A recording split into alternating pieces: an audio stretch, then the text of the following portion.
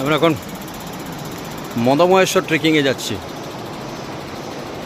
মানে আমরা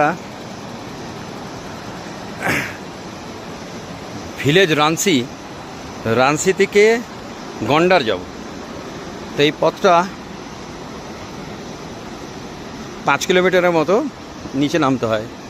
এখানে যে ওই মধুগঙ্গা বলা হয়, তো ওইটা দেখা যাচ্ছে এখানে। তো এই অংশটা এই কাছাকাছি গেলে গন্ডার গ্রাম পাবো। সেখান থেকে যাবে নানু, ভিলেজ নানু, মানে টোটাল 9 কিলোমিটার ডিস্টেন্স ট্রেক করে আমাদের যেতে হবে নানু অবধি। তারপরের দিন আমাদের পথ আছে মদমহেশ্বর এবং তার সাথে বুড়া মদমহেশ্বর। বহু বয়স্ক মানুষ এবং মহিলা এই পথ দিয়ে ট্রেকিংয়ের জন্য বেছে নিয়েছে এবং তারাও যাতায়াত করছে।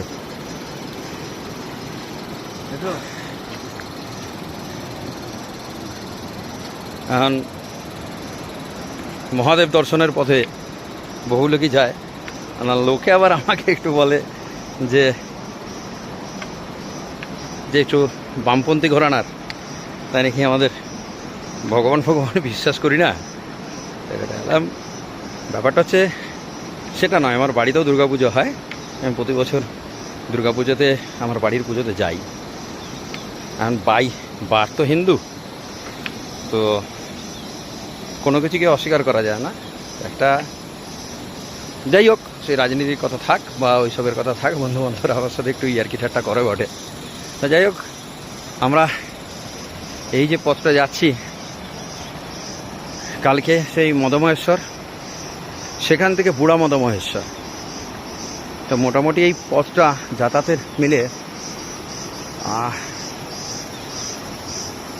26 কিলোমিটার কি 30 কিলোমিটারের মতো হবে টোটাল ট্রাভেলিং।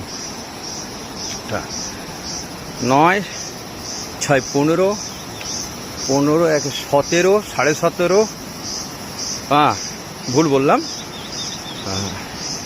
প্রায় 38 কিলোমিটারের মতো আপ অ্যান্ড ডাউন। বেশ দুর্গম পথ। এই জায়গাটা একটু ছবি তোলার মতো পরিস্থিতি আছে, তাই আমি ছবিটা তুলছি, ভিডিওটা করতে পারছি। কিন্তু এর আগে যে পথটা দিয়ে নেমে এসেছি খুবই কঠিন ছিল। যাই হোক, আপাতত এখন একটু রাখছি, আবার পরে কিছু ভিডিও